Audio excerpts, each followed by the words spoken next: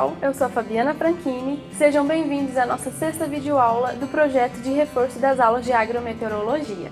E hoje eu irei apresentar a vocês algumas leis básicas de radiação.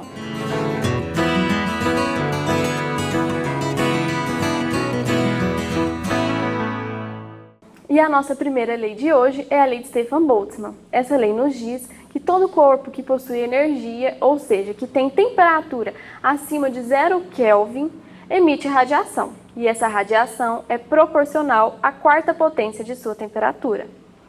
Dessa maneira, a gente chega na seguinte equação. A emitância é igual à emissividade, que seria o poder emissivo de um corpo em relação a um emissor perfeito, que é o corpo negro, vezes a constante de Stefan-Boltzmann, que possui valores diários ou instantâneos.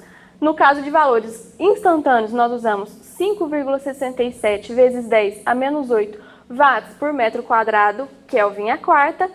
E para valores diários, nós usamos 4,903 vezes 10 a menos 9 megajoule por metro quadrado, dia, Kelvin à quarta, vezes a temperatura elevado à quarta potência.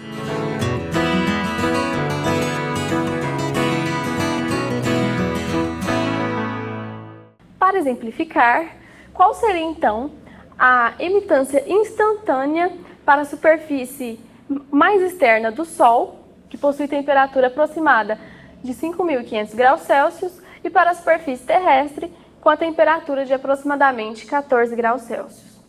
Bom, para o caso do Sol, quando a gente aplica a equação de Stefan-Boltzmann, a gente considera que ele atue como um corpo negro e, portanto, a emissividade vale 1.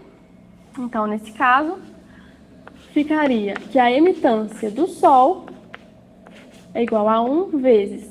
Pediu a nossa emitância instantânea, então ficaria 5,67 vezes 10 elevado a 8 watts por metro quadrado, Kelvin à quarta, vezes a temperatura já em Kelvin, que será 5.773 Kelvin, elevado à quarta potência. Isso tudo vai nos dar um resultado de 6,3 vezes 10 a 7 watts por metro quadrado. Para a Terra, a gente considera que a sua emissividade fica próxima de 0,95.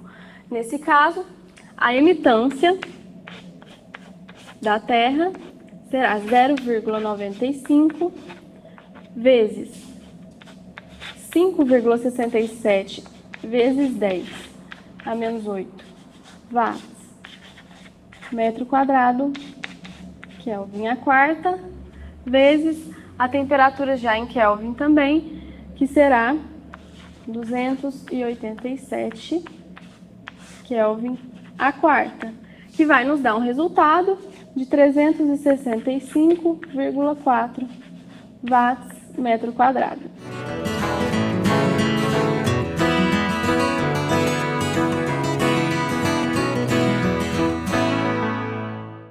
Com base ainda na equação de Stefan-Boltzmann, podemos saber qual a temperatura de um corpo, conhecendo a sua emitância e isolando a temperatura na equação.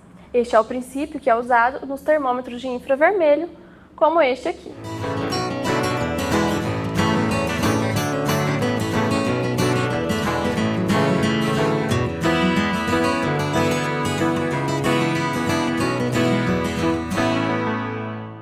A nossa segunda lei de hoje é a lei de Wien. A lei de Wien nos fala que os corpos emitem radiação em diversos comprimentos de onda.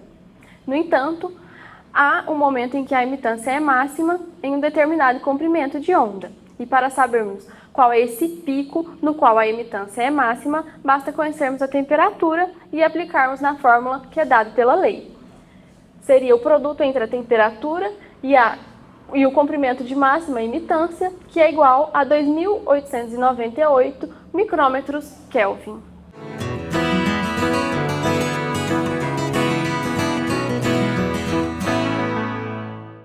Então, para ilustrarmos, vamos pegar como base o exercício anterior e aplicar para o Sol e para a Terra. No caso do Sol, nós teremos –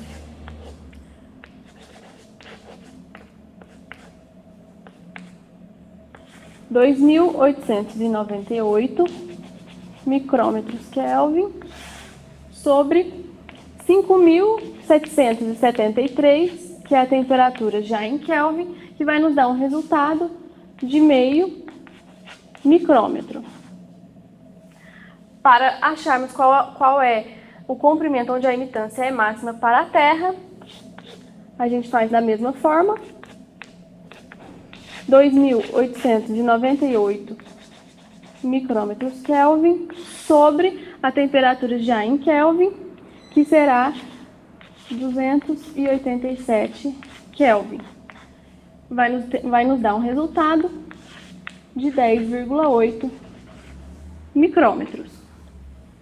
Com isso, nós podemos concluir que para o Sol, a emitância máxima ocorre na faixa de luz visível, que é de 0,4 a 0,7, e no caso da Terra, a emitância máxima ocorre na faixa de radiação infravermelho.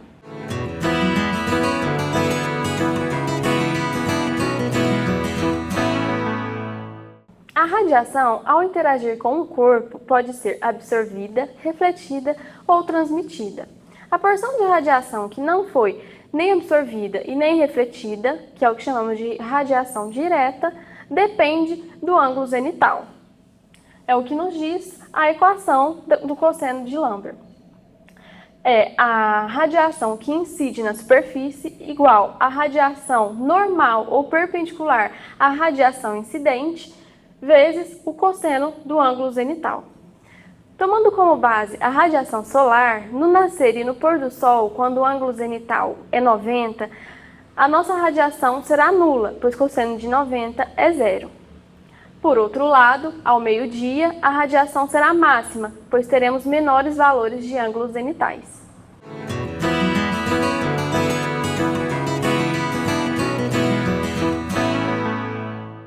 E para finalizarmos a videoaula de hoje, a quarta lei é a lei do inverso do quadrado da distância, que nos diz que a emitância de um corpo diminui proporcionalmente ao inverso do quadrado da distância.